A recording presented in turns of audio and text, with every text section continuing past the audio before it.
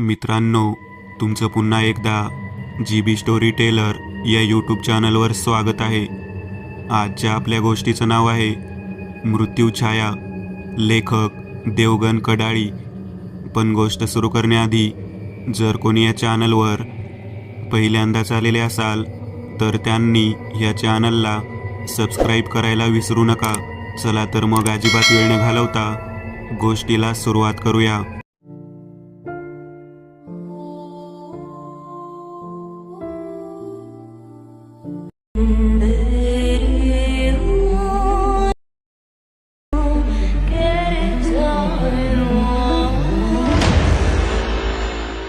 संध्याकाळचा सूर्य पश्चिमेकडे मावळत होता.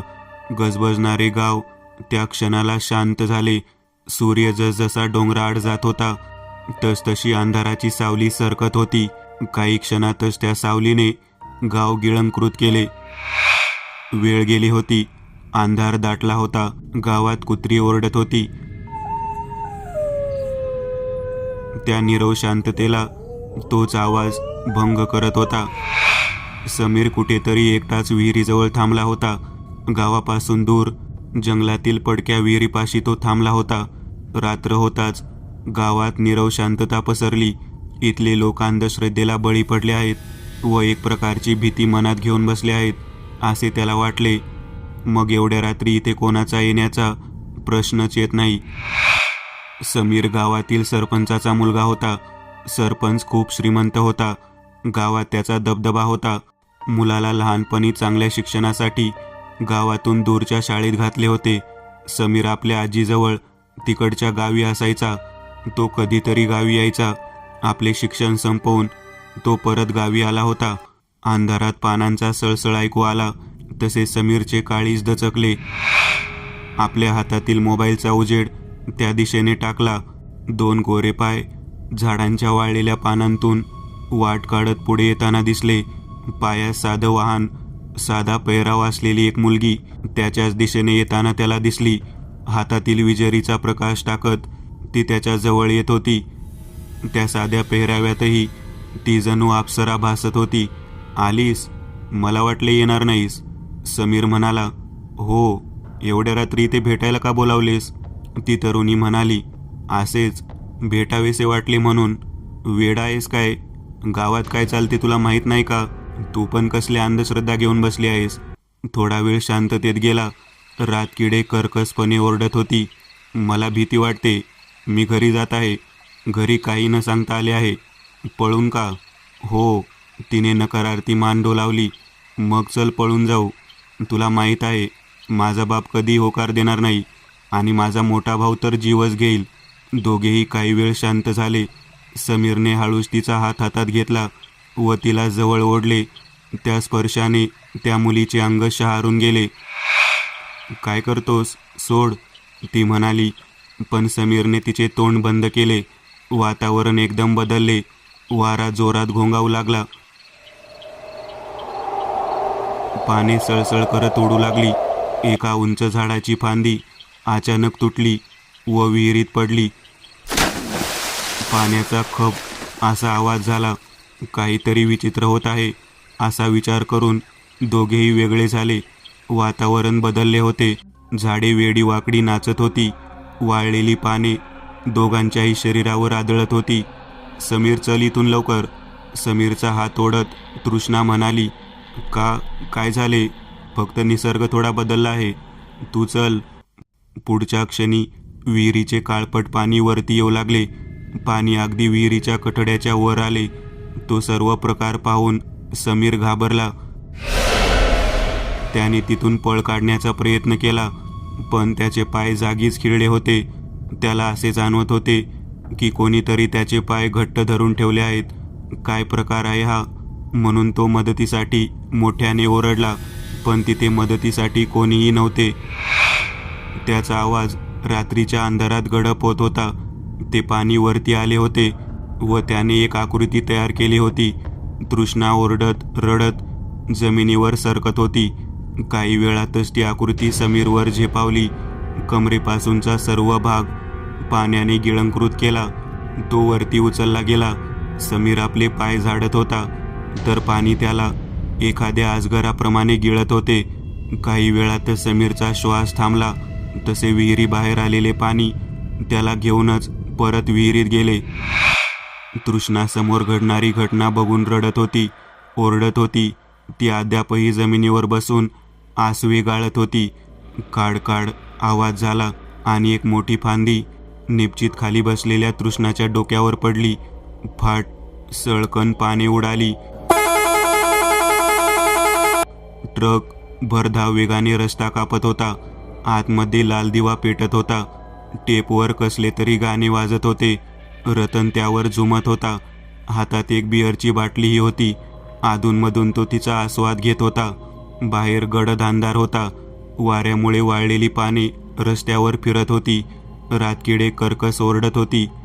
रतन मालवाहतुकीचे काम करायचा, म्हणून त्याला रात्री अपरात्री ट्रक चालवायची चांगली सवय होती. ट्रकच्या हेडलाईटचा प्रकाश दूरवर पडत होता, त्यामुळे रस्त्यावर दूरपर्यंत दिसत होते. रतनने बिअरची बाटली तोंडाला लावली. आपले तोंड वर करून 2-3 घोट घटाघटा प्यायला. समोर त्याची नजर गेली. रस्त्यात कोणीतरी उभे होते. ट्रक एकदम वेगात होता, इतका वेगात की रतनला ट्रकवर नियंत्रण करणेही अवघड झाले. समोर असलेल्या व्यक्तीला वाचवण्याच्या नादात ट्रकचे स्टिअरिंग त्याने डाव्या बाजूला फिरवून दिले. आधीच फुल लोडेड असलेला ट्रक इतका वेगात होता की त्याने पलटीच खाल्ली. रस्त्यावर घसरत ट्रक एका झाडाच्या मोठ्या बुंद्यावर जाऊन आदळला. ट्रकमध्ये ठेवलेला माल रस्त्यावर सांडला. ट्रकची पुढील बाजू बुंद्यात शिरली होती. आपण मेलो नाही, जिवंत आहोत. ह्या वेदना कसल्या? हे शरीर गळत का आहे? मला इथून निघता का येत नाही? रतन आतमध्ये अडकला होता. कसाबसा प्रयत्न करून तो वरच्या दरवाजाने बाहेर पडला. तो खाली रस्त्यावर कळवळत पडला.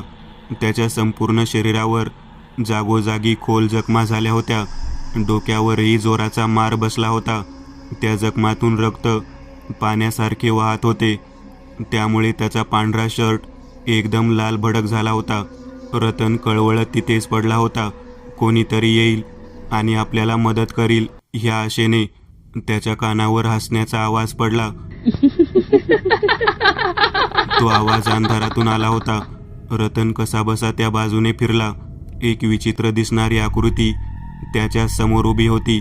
रतन त्याही स्थितीत हादरला. समोर एक बाई उभी होती, जिचे संपूर्ण शरीर कुजलेले होते. बारीक किडे जागोजागी वळवळत होते. जिचे लांब केस तिच्या काळ्या देहावर पसरले होते. तिने आपले पांढरे फटफटीत डोळे त्याच्यावर रोखले होते.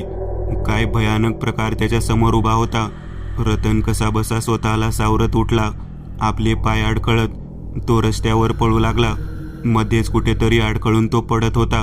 अजूनही त्याच्या मागून हसण्याचा आवाज येत होता. अचानक त्याची मान उजव्या बाजूला फिरली. लख्ख उजेडाने त्याचे डोळे दिपले. एक भरधाव वेगात येणाऱ्या ट्रकने त्याला उडवले. रतन समोरच्या झाडावर जाऊन आदळला व उंचावरून खाली पडला. पडता क्षणीच त्याच्या डोक्याचा चुराडा झाला. ट्रक ड्रायव्हर हा सर्व प्रकार पाहून अगदी घाबराघोबरा झाला होता. हळूच त्याने ट्रक उजव्या बाजूला वळवला व भरधाव वेगाने ट्रक पळवला. दिवस दुसरा. रात्री फोनची रिंग वाजली. प्रतापरावाने फोन उचलला. "हां बोल सुधीर, एवढ्या रात्री का फोन केलास?" "सरकार, तो रतन मेला. मरू दे ना मग त्याला. माझी झोपमोड का करतोस? आधीच माझं डोकं माझ्या मुलामुळे दुखत आहे. परत डोकेदुखी का वाढवत आहेस?" प्रतापराव रागात म्हणाला. "आपला मुलगा सापडला नाही अजून, आणि माझी मुलगी. गावात काय बोंबा चालला आहे, तुम्ही ऐकलास काय? की माझी मुलगी तुझ्या मुलासोबत?" "एक शब्द नको." प्रतापरावाने मध्येच त्याला तोडले. "जर तसे असेल तर तुझ्या घाणेरड्या मुलीचा जीव घेईन मी. माफ करा सरकार." "हा सुभाष कशाला फोन करत आहे?" प्रतापरावने त्याचाही फोन उचलला. "हां बोल, काय खबर?"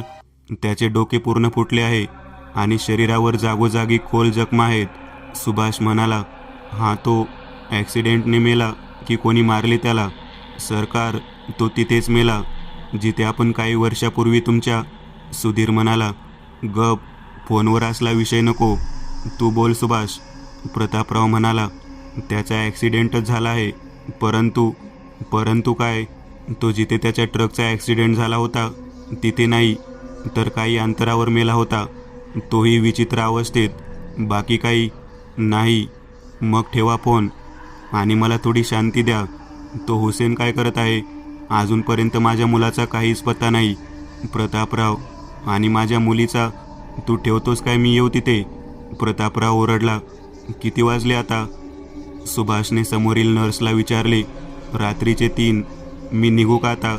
बरं. तो जाट डॉक्टर गेला का? होय. पोलिसांची चौकशी चालू होती. तुम्हाला पोस्टमॉर्टमची रिपोर्ट बनवायला सांगितली आहे. तेच तर करत आहे. निघ आता. त्याचे काम संपले होते. काही झोपलेले मरीज सोडले तर काही वॉर्ड बॉयशिवाय कोणीच नव्हते. सुभाष आपल्या कॅबिन बाहेर पडला. जाता जाता त्याचे लक्ष ऑपरेशन रूमकडे गेले. तिथे कोणीतरी उभे होते. जवळपास त्या मजल्यावर कोणीच नव्हते. कोण तिथे आहे म्हणून सुभाषने पावले पुढे टाकली. त्याचबरोबर लाईट झरकन चालू बंद होऊ लागली. डॉक्टर, रूममधून आवाज आला. सुभाषने हळूच दरवाजा उघडला. समोर एक नर्स उभी होती. आतापर्यंत सुभाष भीतीने गांगारला होता. कोण आहे? त्याच्या तोंडून शब्द बाहेर पडले. समोरील नर्स मागे फिरली. तू इथे काय करतेस? मी आपलीच वाट पाहत होते. आलात का? या बसा. शुद्धीवर या आधी. सुभाष चिडला होता. तोच तिने सुभाषच्या अंगावर हात टाकला. सुभाषचे अंग पूर्णपणे शहारले. कधीपासून तो तिच्या मागे लागला होता, पण तिने नेहमी सुभाषपासून दूर राहण्याचा प्रयत्न केला. आज ती अशी अचानक सुभाषच्या हातात आल्यावर त्याच्या मनात आनंदाच्या उकळ्या फुटू लागल्या. सुभाषने लगेच तिला जवळ ओढले. पुढे काही कळण्याआधीच तिने त्याला समोरील सर्जरीच्या बेडवर झोपवले. काही वेळ का होईना सुभाष त्याच्याच दुनियेत हरवून गेला. थोडा वेळ गेला आणि त्याचे लक्ष समोर गेले. तिथे तीच नर्स उभी होती, पण तिच्या हातात स्केल पल्स, सर्जरीत वापरला जाणारा चाकू होता. ती अगदी त्याच्या जवळ उभी होती. थोडे काम बाकीच आहे, ती विचित्र हसत म्हणाली. सुभाष घाबरला. त्याने उठण्याचा प्रयत्न केला, पण त्याचे हात हिरव्या कापडाने घट्ट बांधले होते. हे कधी घडले? तो एकदम चकित झाला. दूर हो माझ्यापासून, दूर हो, सुभाष ओरडला. तिच्या डोक्यावर भीतीदायक हास्य पसरले होते. तिने सुभाषच्या उघड्या पोटावर स्केल पल्स टेकवला. सुभाष झटपटत होता, पण त्याचे हात घट्ट बांधले होते. त्याने एक जोरदार लाथ समोरील नर्सच्या पोटात हाणली.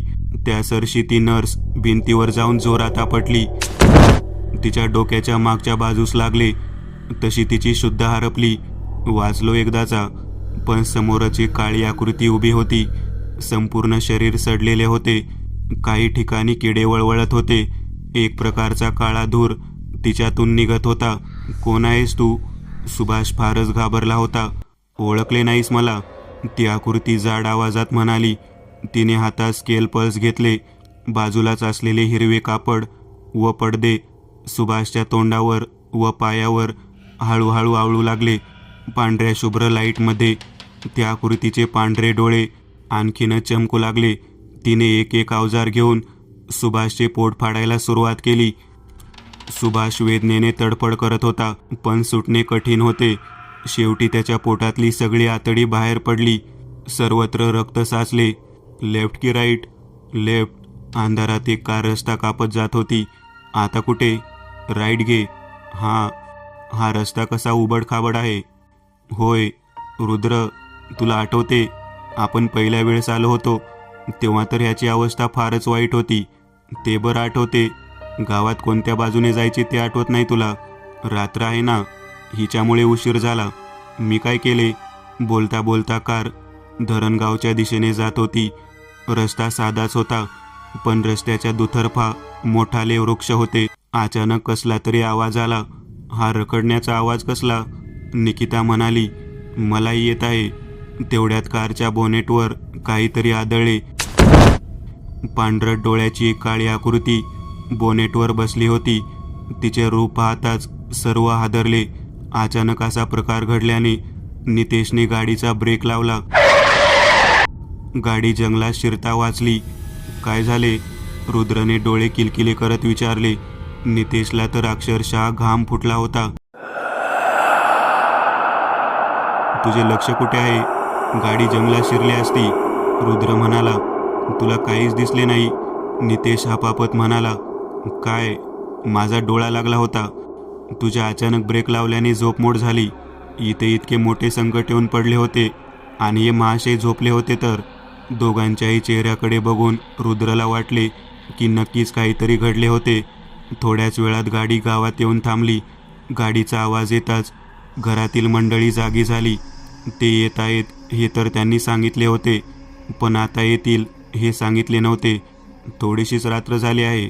अनिता म्हणाली. कसे आहेत धीर साहेब? या. निळकर म्हणाला.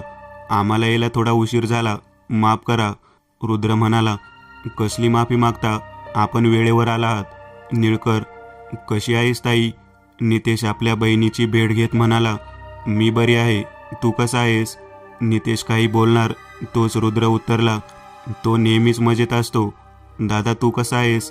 बघ याने उरकले. तू कधी वहिनी आणशील मला? अनिता रुद्राची भेट घेत म्हणाली. ते सर्व हसले. बाकीचे सगळे कुठे आहेत? नितेशने विचारले. सर्व झोपले आहेत. उद्या भेटा त्यांना. ही माझी वहिनी किती गोड आहे ना?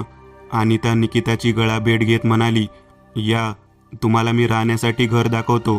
निळकर म्हणाला. घर अगदी सुंदर होते. बाहेरील बाजूस अगदी छान फुलबाग केली होती अनिताने. बघ रुद्र, ताईने इथेही किती मस्त फुलबाग तयार केली आहे. नितेश म्हणाला. अगदी सुंदर आणू. रुद्रने प्रशंसा केली. यांनी तिथे नवे घर तर बांधले, पण आपण बनवलेल्या फुलबागेला हात लावला नाही. निकिता म्हणाली. अनिताचे डोळे पाणावले होते. ताई आता रडवून दाखवू नको. नितेश म्हणाला. तसे सगळे हसले. निळकर आणि अनिता, त्यांची मुले आणि वृद्ध आईवडील आणि निळकरची एक बहीण नव्या बांधलेल्या घरात राहायचे म्हणून हे घर असेच होते. परंतु तिथे येणे जाणे मात्र कायम. काय नवे आणि काय जुने, दोन्ही घरे एकमेकांना लागूनच होती. निळकरच्या बहिणीचे लग्न काहीच दिवसांवर येऊन ठेपले होते. त्यामुळे रुद्र, नितेश आणि निकिता इथे आले होते. फारच मोठ्या प्रवासाने थकल्यामुळे काहीच वेळात त्यांना झोप लागली. प्रत्येक सकाळ नेहमीप्रमाणेच येते असे प्रत्येकाला वाटते, पण ते नवजीवन असते. एक नवी सुरुवात असते. आता या कथेची ही नवी सुरुवात. हा गावात गडबड कसला? रुद्रने विचारले. एका आठवड्यापूर्वी पाटलाचा मुलगा आणि एक मुलगी बेपत्ता झाली होती. त्यांचेच मृतदेह वेशीपलीकडच्या विहिरीत आढळले आहेत. निळकर म्हणाला. रुद्र आणि नितेशही तिथे गेले. सर्वत्र गर्दी होती. 2 कुजलेल्या मृतदेहाचे विच्छेदन चालू होते. थोड्याच वेळाने ते मृतदेह अंतिम संस्कारासाठी नेण्यात आले. रुद्र तुला काय वाटते? यांनी आत्महत्या केली असावी? नितेशने विचारले. शंका घेता येत नाही. फिरता फिरता त्याला एक वाळलेली झाडाची फांदी दिसली, जिला थोडे रक्त लागले होते. रुद्रने तिला हात लावला व आपले डोळे बंद केले. काय झाले? त्या मुलीच्या डोक्यावर ही फांदी आपोआप तुटून पडली होती. रुद्र म्हणाला. तिथे तुम्ही काय करता? चला निघा आपापल्या घरी. एक पोलीस अधिकारी त्यांच्यावर ओरडला. खडखड आवाजाने नगनची झोपमोड झाली. समोरच त्याची बायको झोपली होती. एक थोडकीशी हवेची झुळूक त्याच्यावर येऊन आदळली. त्या गार वाऱ्याने त्याचे अंग शहारले. खिडकी उघडीच होती, जिचा वाऱ्यामुळे खडखड आवाज येत होता. नगनराव उठला. त्याने आधी खिडकी बंद केली. तोच पुन्हा एकदा खड असा आवाज झाला. तसा नगन दचकला. बेडशेजारी प्लास्टिकचा मग पडला होता. मग पडल्यामुळे त्यातील पाणी खाली वाहत होते. नगन धावला व तो मग उचलला, पण मग पूर्ण रिकामा होता. खाली पाणीही सांडले नव्हते. ह्यात पाणी भरले नाहीने. रांड उठ. किती हलवले तरी त्याची बायको काही उठत नव्हती. आता मला जावे लागेल. लाकडी जिना उतरून नगनराव स्वयंपाकघरात शिरला. आधी त्याने घटाघटा पाणी प्यायले व तो मगही भरला. तो बाहेर पडणार तोच त्यालाही काळी आकृती कोपऱ्यात दिसली. तो थोडा पुढे गेला, पण तिथे कोणीच नव्हते. भास झाला. तो बाहेर पडला, पण अजून त्याला खडखड आवाज आला. कोणीतरी लाकडी जिन्यावर होते. ती आकृती खाली आली. नगनरावला ओळखण्यास वेळ लागला नाही. ती त्याची बायको होती. कुठे जात आहेस? थांब. तो ओरडला, पण दरवाजा उघडला गेला आणि ती बाहेर पडली. नगनरावने मग खाली आपटला व तिच्या मागे धावला. कुठे गेली ही? त्याला ती डाव्या बाजूने जाताना दिसली. काही वेळातच ती आंब्याच्या बागेत शिरली. ए वेडी, थांब, तू सोडणार नाही तुला, नगनराव रागाने ओरडला. शोधता शोधता आंब्याच्या झाडाच्या मोठ्या बुंद्याआड त्याला काहीतरी दिसले. एक लाल साडी हवेत उडत होती, काळे केस हवेत उडत होते, तर काही बुंद्याला चिकटले होते. आधीच रागाने वेडापिसा झालेला नगनराव लगेच तिला पाहताच त्याने एक जाड काठी हातात घेतली. तो रागातच तिच्या जवळ गेला. काय ग राण, रात्रीचे कुठे निघालीस? तिच्या हाताला धरत तिला त्याने आपल्या बाजूला फिरवले. वेगात काठी हवेत उचलली, पण पुढच्या क्षणी त्याच्या तोंडून एक किंकाळी फुटली. काठी जशीच्या तशी खाली पडली. जागच्या जागी त्याचे अंग थरथरू लागले. एक विद्रूप चेहरा त्याच्या समोर होता. त्या चेहऱ्यावर काळजाला चिरणारे आसुरी हास्य होते. जागोजागी खोल वर्ण होते जे कुजलेले होते. तोंड फाटलेले व त्यातून लाळ टपकत होती. सुळ्यासारखे दात बाहेर आले होते. तिने तिचे पांढरे फटक डोळे नगनरावर रोखले होते. तिने एक मोठी किंकाळी फोडली. नगन हवेत उडाला. काही अंतरावर जाऊन तो जोरात कोसळला. तो अगदी भीतीने भेदरून गेला होता. कोण आहेस तू? पण पुढचा शब्द बोलण्याआधीच तिने त्याच्यावर झेप घेतली. एखादा सिंह आपल्या सावजावर तुटून पडतो त्याप्रमाणे तिने त्याला फाडण्यास सुरुवात केली. फक्त किंकाळी त्या रात्रीच्या भयान शांततेला भंग करत होती. गावात पुन्हा एकदा खून झाला. तुला काय वाटते रुद्र? नितेश म्हणाला. रात्री जाऊया तिथे आपण. आता हे सजावटीचे काम उरकूया. लग्न काही दिवसांवर येऊन ठेपले आहे. रुद्र म्हणाला. आता आपलीच पाळी आहे पाटील. बघ, वाईट कर्माचे फळ मिळत आहे. आपल्याच मित्रांचे जीव जात आहेत. सुधीर म्हणाला. तुला काही तपास लागला काय हुसेन?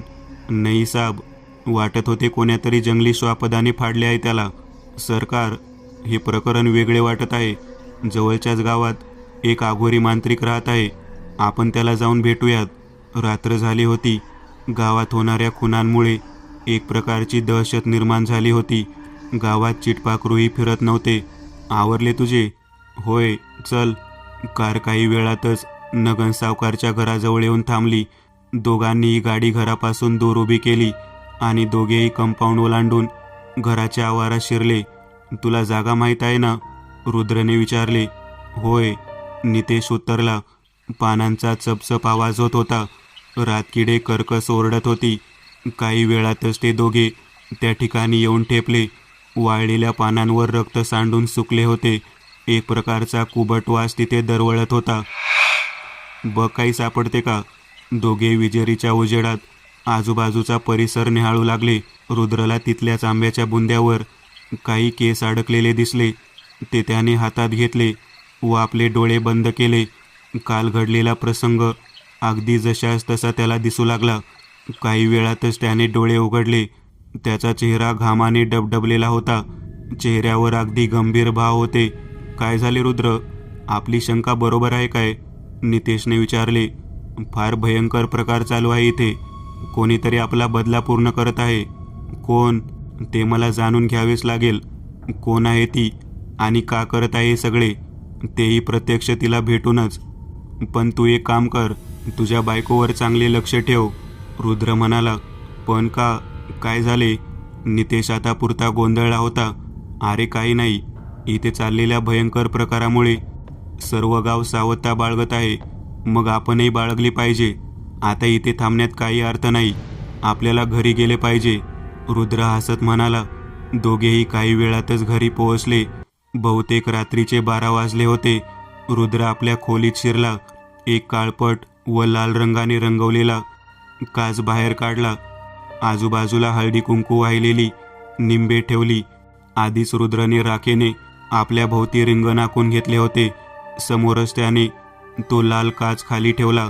खोलीतील लाईट बंद करून काही मेणबत्त्या लावून घेतल्या व रिंगणात बसून एक विशिष्ट मुद्रा त्याने धारण केली. तो काही मंत्र पुटपुटू लागला. थोड्याच वेळात एक जोरदार हवेची झुळूक आली आणि क्षणात सर्व मेणबत्त्या विझल्या. ती लाल काच आधांतरी उभी राहिली. रुद्रची श्वसनक्रिया बंद झाली. रुद्रने आपले डोळे उघडले. तो एका घनदाट जंगलात उभा होता. सर्वत्र अंधार आणि रातकिड्यांचे ओरडणे चालू होते. रुद्रने आजूबाजूला निरखून पाहिले. एका ठिकाणी एक तोडलेल्या झाडाचे खोड त्याला दिसले. रुद्रने आपली पावले पुढे उचलली, कारण कोणीतरी त्या खोडाशेजारी उभे होते. तिथे एक काळी आकृती हवेत स्थिरावली होती. तिचे काळे पडलेले कपडे, कुजलेले शरीर आणि एक कुबटसा वास तिचा चेहरा पूर्ण केसांनी झाकला होता. कोण आहेस तू आणि निष्पाप लोकांचे जीव का घेत आहेस? रुद्रने विचारले. ती आकृती शांत होती. हे सर्व सृष्टीच्या नियमाबाहेर आहे. तुझे हे जग नाही आणि तुला इथल्या कोणाचा जीव घेण्याचा अधिकार नाही. रुद्र म्हणाला, तू जे काही करतोस ते सृष्टीच्या नियमाला धरून आहे काय? एक घोगरा आवाज वातावरणात घुमला. रुद्र काही वेळ शांत होता. नंतर तो म्हणाला, बहुतेक नाही, पण माझ्याजवळ जे काय आहे त्याचा वापर मी लोकांच्या भल्यासाठी करतो. मी सुद्धा दुसऱ्यांच्याच भल्यासाठीच हे सर्व करत आहे. ह्या लोकांमुळे इथे अशांती निर्माण झाली आहे. इथे खून, लूटपाट आणि शोषण सुरू आहे. जोपर्यंत ही लोक संपत नाहीत तोपर्यंत हे सर्व संपणार नाही. ती आकृती म्हणाली, तू कोण आहेस मला जाणून घ्यायचे आहे. तुझी अशी अवस्था कशी झाली मला जाणून घ्यायचे आहे. रुद्र म्हणाला. ती आकृती हसू लागली. तिच्या चेहऱ्यावरील केस बाजूला झाले. तिचे ते रूप भयानक होते. चेहऱ्यावर जागोजागी झालेल्या जखमात आणि त्यात मुरलेले रक्त, त्या काळ्या चेहऱ्यावर असलेले 2 पांढरे डोळे, तोंडात असलेले सुळ्यासारखे दात. हसता हसता ती आकृती रडू लागली. कितीतरी वेळ दुःख मोकळे करत ती रडत होती. तिचे पाय जमिनीवर टेकले गेले. हळूहळू तिचे रूप बदलू लागले. एका पांढऱ्या झग्यात एक मुलगी गुडघे टेकून बसली होती. तिने आपली मान उंचावली. तिच्या निळ्या डोळ्यातून अश्रू वाहत होते. इतकी सुंदर स्त्री रुद्रने आजपर्यंत पाहिली नव्हती. माझे नशीबच फुटके होते. त्या नराधमांनी माझा घास घेतला. माझ्या संपूर्ण परिवाराला जीवे मारले. माझे वडील पूर्वी या गावचे मुखिया होते. तेव्हा गावात अगदी शांती नांदत होती. ते सर्वांना आपल्या परीने नेहमीच मदत करायचे. त्यामुळे गावात त्यांना मोठा मान होता. घरात माझी आई, बाबा आणि माझा 10 वर्षांचा भाऊ होता. मी नुकतीच MBBSचे शिक्षण पूर्ण करून आले होते. माझ्या वडिलांची इच्छा होती की मी डॉक्टर व्हावे. त्यांनी माझ्यासाठी मोठे हॉस्पिटलही बांधले. सर्व काही एकदम चांगले चालले होते. पण कोणीतरी होते ज्याला आमचे चांगले बघवत नव्हते. तो दुसरा तिसरा कोणी नसून माझे काका प्रतापराव होते. त्याला वाटायचे की तो सावत्र असल्याने असा वेगळा टाकला गेला आहे. जो मान माझे वडील रावजींना भेटायचा तो त्यांना नाही. म्हणून प्रतापराव आमचा एक प्रकारचा द्वेष करायचे. पण त्यांनी तसे कधी दाखवले नाही. हे सर्व आता माझ्या सहनशक्तीबाहेर जात आहे. सर्व मानसन्मान त्या सावत्राला मिळत आहे. माझी अर्धी अधिक संपत्ती त्याचीच आहे. तो जणू राजा आणि मी भिकारी. माझ्यानंतर माझा मुलगा आणि त्याचा मुलगा, ते सर्व त्याच्या मुलांचे नोकर बनून राहतील. प्रतापराव म्हणाला, सरकार बरोबरच बोलता तुम्ही. ह्याचे काहीतरी करावेच लागेल. इथे माझा धंदा पाणी बंद केला. सुधीर म्हणाला, त्याच्यामुळे मी माझी वसुली करू शकलो नाही. सावकार असून भिकारी होत चाललो आहे. नगनराव म्हणाला, तुम सबका प्रॉब्लेम वो है ना, तो टपका क्यों नहीं देते? बाकी सब मैं देख लूँगा. हुसेन म्हणाला, मी पण सर्व सांभाळून घेईन सरकार, पण एक अट आहे. ज्या दवाखान्यात मी नोकर बनून काम करत आहे त्याची मालकी मला द्यावी. सुरेश म्हणाला, पण कसे मारावे त्याला? मी एकाला ओळखतो जो हे सर्व करू शकेल. म्हणजे तो एक ट्रक ड्रायव्हर आहे आणि आपण हे सर्व एखाद्या अपघाताप्रमाणे दाखवू शकतो. नगनराव म्हणाला, कोण आहे तो? रतन, माझ्या ओळखीचाच आहे. नगन म्हणाला, पण मला त्याच्या संपूर्ण कुटुंबाला मारायचे आहे. कोणीच वाचता कामा नये. वाचणार तरी कसे? जेव्हा तो ड्रायव्हर त्यांना उडवेल तेव्हा आपण तिथे असू. सुधीर म्हणाला, काही दिवसांनी गावात एक पूजा येऊन ठेपली. गावात असणाऱ्या मंदिरात ती पूजा वर्षाला एकदा केली जात असे. तो दिवस एखाद्या सणाप्रमाणे संपूर्ण गावात साजरा केला जात असे. निघायचे केव्हा? अजून गावातील मंदिराच्या पूजेतही तुम्ही असणे महत्त्वपूर्ण आहे. पार्वती म्हणाली, रावजी, किती दूर आहे? इथल्या पूजेपूर्वी येऊन पोहोचू. पण हे दोघे केव्हा आवरतील? निशा, अगं लवकर चल, पार्वती ओरडली. आलो आई, म्हणत दोघेही खाली आले. ते सर्व आपल्या कुलदेवतेच्या पूजेसाठी जात होते. तिथून पूजा उरकून ते सर्व परतत होते. गाव काही अंतरावर होते. गाडी दोघा भावंडाची मस्ती चालली होती. तोच अचानक उजवीकडून एक ट्रक भरधाव वेगाने आली आणि जोरात गाडीला टक्कर दिली. गाडी एक पलटी खाऊन जोरात खाली पडली. एक दरवाजा तुटून निशा बाहेर फेकली गेली, पण बाकीचे आतच अडकले होते. सर्वांनाच जबरदस्त मार लागला होता. ते सर्व आत कळवळत होते. त्यांचा ड्रायव्हर मधू मात्र मरण पावला होता. निशा स्वतःला सावरत कशीबशी उठली. तिलाही चांगला मार लागला होता. ती आपली सर्व शक्ती एकवटून गाडी पलटण्याचा प्रयत्न करू लागली, पण व्यर्थ. तेवढ्यात तिथे 2 गाड्या येऊन थांबल्या. एकीतून प्रतापराव बाहेर पडला, तर बाकीच्यातून त्याचे मित्र उतरले. काकाला पाहताच निशा धावली. काका, काका, बाबाला मदत करा ना, आई आणि राजू मध्येच अडकले आहेत. पण प्रतापराव शांत उभा होता. काका, मदत करा ना प्लीज, निशा रडत म्हणाली. ती ओक्साबोक्शी रडत होती. तर ते अजूनही जिवंत आहेत तर, प्रतापराव रागात म्हणाला. त्याने पुढच्या क्षणी गाडीतून बंदूक काढली. निशा जोरात ओरडली, काका, व त्यांच्यावर धावली. पण पुढच्या क्षणी नगनरावने तिला पकडले. प्रताप, तू तुझे काम कर, हिला आम्ही सांभाळतो. काय घाणेरड्या, अजून जिवंत आहेस, म्हणत प्रतापरावने रावजींवर गोळी झाडली. नातीगोती न पाहता त्यांनी सर्वांना ठार केले व शेवटी बंदुकीची नळी निशावर रोखली. सरकार, हिला आमच्या ताब्यात सोपवा, अशा मादकबाईला मारू नये, सुधीर म्हणाला. निशाचे डोळे लाल झाले होते. चेहरा रागाने लालबुंद झाला होता. ती ओरडली, मी सोडणार नाही तुला, कोणालाच नाही सोडणार. कुत्र्याप्रमाणे मारेन सर्वांना. सगळे राक्षसाप्रमाणे हसू लागले. हुसेन, या गाडीला आग लाव आणि हिला जिवंत ठेवू नका, म्हणत प्रतापराव गाडीत शिरला. त्यानंतर त्यांनी माझ्यावर अत्याचार केला आणि माझा मृतदेह जंगलात फेकून दिला. मी त्यापैकी कोणाला जिवंत सोडणार नाही. तू माझ्या वाट्याला येऊ नकोस, नाहीतर परिणाम फारच वाईट होईल, आणि तो तू जाणतोस, निशा म्हणाली. रुद्र तिची कहाणी ऐकून काही वेळ स्तब्ध उभा होता. त्याचे डोळे पाणावले होते. तो म्हणाला, नाही येणार, पण तू तिला काही एक होऊ देणार नाहीस, आणि काही मदत लागली तर नक्की सांग. ती हसली. रात्रीचा 1 वाजला होता. सुधीर आणि हुसेन एका दारूच्या दुकानातून बाहेर पडले. खूप जबर हो भाई, शुक्रिया, हुसेन म्हणाला. ए पोलीसवाले, ही दुकानं माझीच आहे, हेच माझे धंदा पाणी आहे.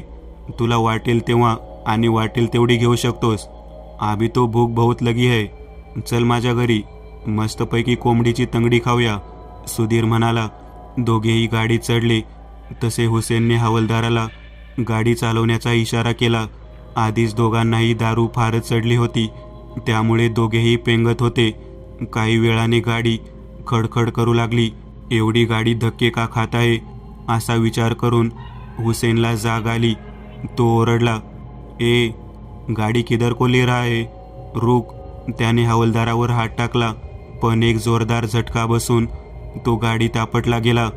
काय प्रकार चालू आहे म्हणून सुधीरला जाग आली आणि त्याची सर्व नशाच उतरली. एक काळी आकृती ड्रायव्हरच्या सीटवर बसली होती. गाडी एका उंच टेकडीवर चढत होती. दोघेही ओरडू लागले. दरवाजा उघडण्याचा प्रयत्न करू लागले, पण दरवाजा लॉक होता. काही केल्या उघडत नव्हता. ती काळी आकृती तिथल्या जागेवरून नाहीशी झाली होती, पण स्टिअरिंग आपोआप फिरत होते. हुसेनने लगेचच ब्रेक लावला, पण व्यर्थ. ब्रेक काही लागत नव्हता. पुढच्या क्षणी गाडी एका खोल दरीत कोसळली. काही वेळातच एक मोठा स्फोट झाला. सगळे मेले. आता माझी वेळ. नाही, मी मरणार नाही. मला त्या अघोरी मांत्रिकाला भेटलेच पाहिजे. पुढच्या क्षणी गाडी एका सुनसान ठिकाणी येऊन थांबली. एक झोपडी वजा घर दिसत होते. इथेच तो राहतो, पण सांभाळून जावा. त्याचा काही भरोसा नाही, त्याचा काही भरोसा नाही, त्यांच्यासोबत आलेला गावकरी म्हणाला. आपल्या काही गड्यांसोबत प्रतापराव आत शिरला, पण ती झोपडी कमी. आत नुसते तंत्रसाधने होती. एका जागेवर काहीतरी पेटत होते आणि तिथेच तो मांत्रिक आपली तंत्रक्रिया करण्यात मग्न होता. काही वेळातच त्याने आपली साधना उरकली. काय काम आहे आपले? त्याने विचारले. माझ्यावर फार मोठे संकट आले आहे. माझे सर्व मित्र मेलेत. मी एकटाच उरलो आहे. मला वाचवा. तुला काय पाहिजे ते देईन मी. प्रतापराव म्हणाला. तुझ्या घरात कोणती अनोळखी वस्तू सापडली होती काय? नाही. मग तुम्ही कोणाची हत्या केली होती काय? होय. कोणाची? प्रतापराव एक एक करून नावे सांगू लागला. त्याने पुष्कळांना जीवे मारले होते. ह्यातून कोणीच नाही. आपले डोळे उघडत मांत्रिक म्हणाला. कोणी एखादे राहून गेले असेल. प्रतापराव विचार करू लागला. नाही, कोणी नाही. हो, आठवले, निशा. प्रतापराव म्हणाला. तांत्रिकाने डोळे बंद केले. त्याचे अंग थरथरू लागले. होय, तीच आहे, तीच. तो म्हणाला. मला वाचवा, कृपया मला वाचवा. तुला काय पाहिजे ते देईन. ठीक आहे. मला माझी साधना करण्यासाठी मृत शरीर लागत असते. देशील काय? का नाही. माझेच दवाखाने आहे. तुला पाहिजे तेव्हा भेटेल. ठीक आहे, आताच निघूया. रुद्र, निकिता कुठे दिसत नाही. नितेश घाबरत म्हणाला. तुम्ही नीट पाहिलेस काय? होय. चल मग लवकर. पण कुठे? दोघेही कारमध्ये बसले. रुद्रने कार कुठे घ्यायची ते सांगितले. नितेश चिंतित होता फारच. रुद्र, हे सर्व काय चालले आहे? ती तिथे कशाला जाईल? आणि तुला माहीत होते? नितेशने विचारले. नाही, परंतु ह्या वेळेला तुझी बायको तिथेच सापडेल. गाडी एका मोठ्या वाड्याजवळ येऊन थांबली. रुद्रने गाडी गेटपासून थोडी लांब उभी करण्यास सांगितली. हा पाटलांचा वाडा ना? आपण इथे कशासाठी आलो आहोत? तो माणूस चांगला नाही, मी ऐकले आहे. नितेश म्हणाला. होय, म्हणूनच यावे लागले. रुद्र उत्तरला. हवा अगदी जोरात घोंगावत होती. एक मोठे रिंगण आखले होते. त्यात निकिता बसली होती.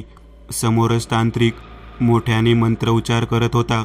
बाजूला प्रतापराव व त्याचे गडी माणसे उभी होती.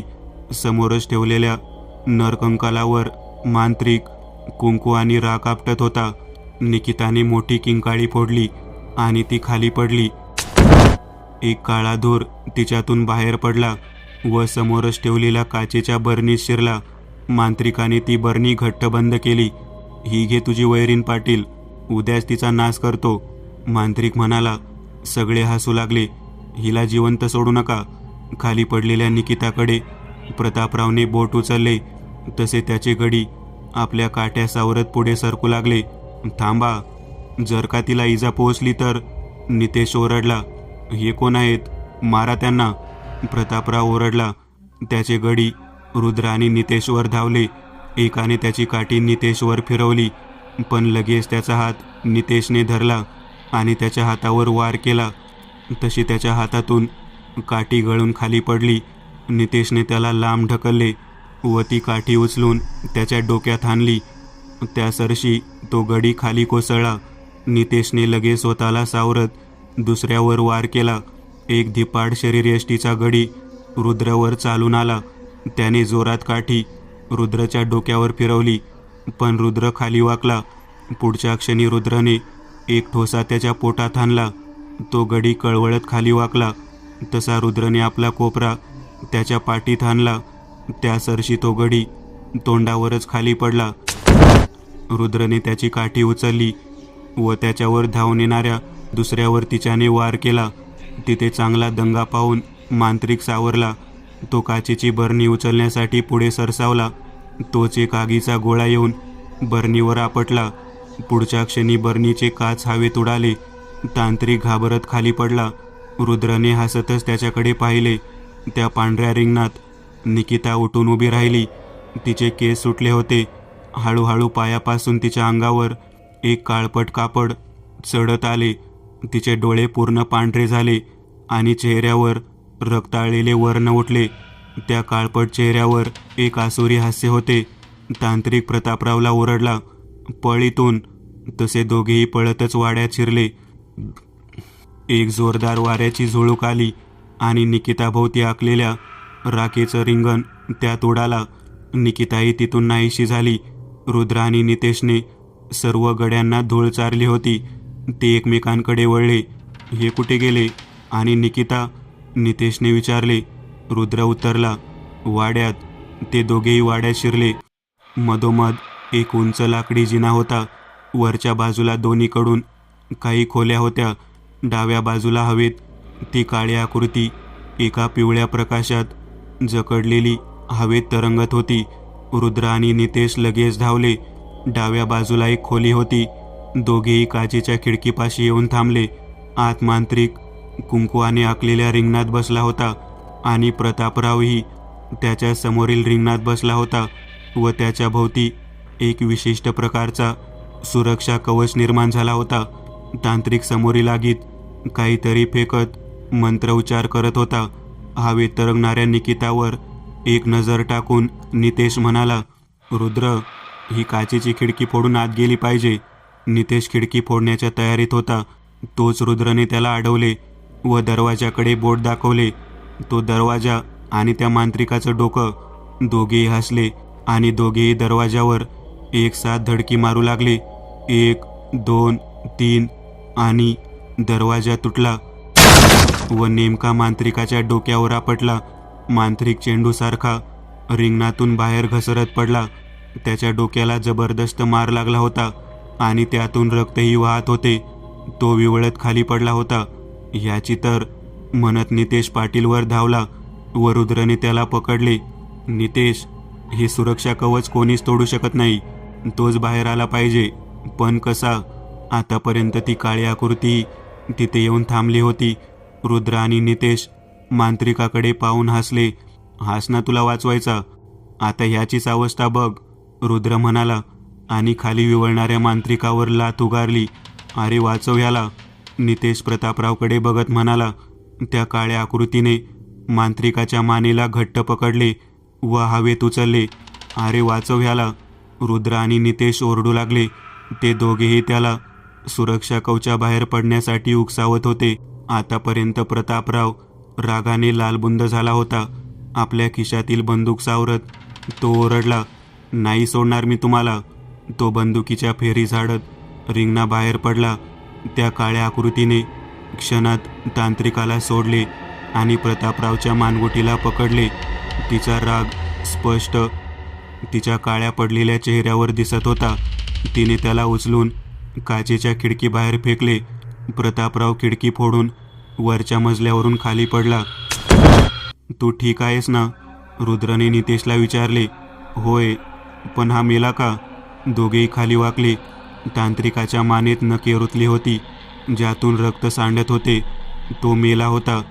तुझ्या बायकोचे नखे कापावे लागतील, रुद्र नितेशला चिडवत म्हणाला. दोघेही खाली आले. खाली प्रतापराव वेदनेने विवळत पडला होता. समोरच ती काळी आकृती उभी होती.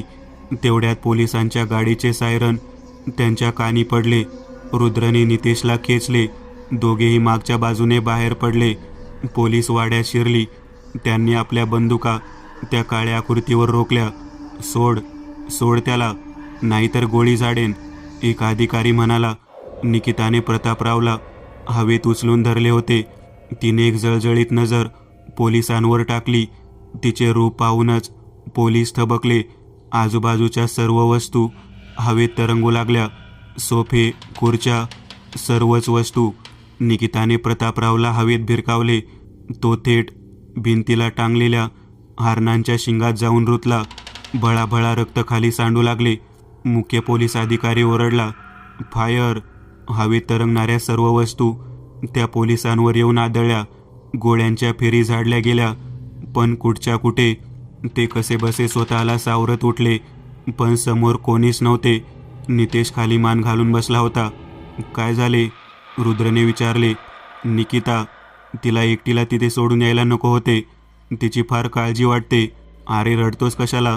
मागे बघ, रुद्र कार चालवता चालवता म्हणाला. नितेशने मागे वळून बघितले. मागच्या सीटवर निकिता बेशुद्ध अवस्थेत पडली होती. हे सर्व तुला आधीच माहीत होते ना? खरं सांग, नितेश रुद्रला धमकावत म्हणाला. होय, त्या दिवशी त्या खोडावर तुझ्या बायकोचेच केस होते. मला पाहिजे असते तर मी त्या आत्म्याला तिच्या शरीरात शिरू दिले नसते. पण तिची कहाणी ऐकून फार वाईट वाटले. तिने मला तसे वचनही दिले होते की ती तुझ्या बायकोला काही एक होऊ देणार नाही. ती त्याच दिवशी तिच्या अंगात शिरली होती. ज्या दिवशी आपण या गावात प्रवेश केला होता. पण आता घाबरण्यासारखे काही नाही. पण एक गोष्टीची मला भीती वाटते. कोणत्या? नितेश काळजीने म्हणाला. तुझ्या बायकोच्या नखांची. रुद्र हसत उतरला. काय? तुला सोडणार नाही मी. दोघांचीही गाडीत मस्ती चालू लागली. अरे खरंच, आज त्या मांत्रिकाच्या मानेत रुतले, उद्या तुझ्या मानेत रुतली तर? रुद्र हसत म्हणाला. सोडणार नाही. नितेश ओरडला. रुद्रने गाडीला ब्रेक लावला आणि दोघेही मस्तीत गुंतले. मित्रांनो, आज पुरतं एवढंच. तुम्हाला जर काही गोष्ट आवडली असेल तर नक्की लाईक करा. तुमच्यापैकी बरेचसे जण व्हिडिओ लाईक न करताच पळून जातात. पण हा जर व्हिडिओ तुम्ही लाईक केला तर मला जरा बरं वाटेल आणि असेच भारी भारी व्हिडिओ बनवायची माझ्यात एनर्जी येईल. त्यामुळे नक्की लाईक करा. आणि अजूनही कोणी या चॅनलला सबस्क्राईब केलेलं नसाल तर लगेच सबस्क्राईब करून टाका. आणि बाजूची घंटी ती मात्र दाबायला विसरू नका. देवाची घंटी आहे ती. चला तर मग पुन्हा भेटूया अशीच एक आगळी वेगळी गोष्ट घेऊन पुढच्या भागात.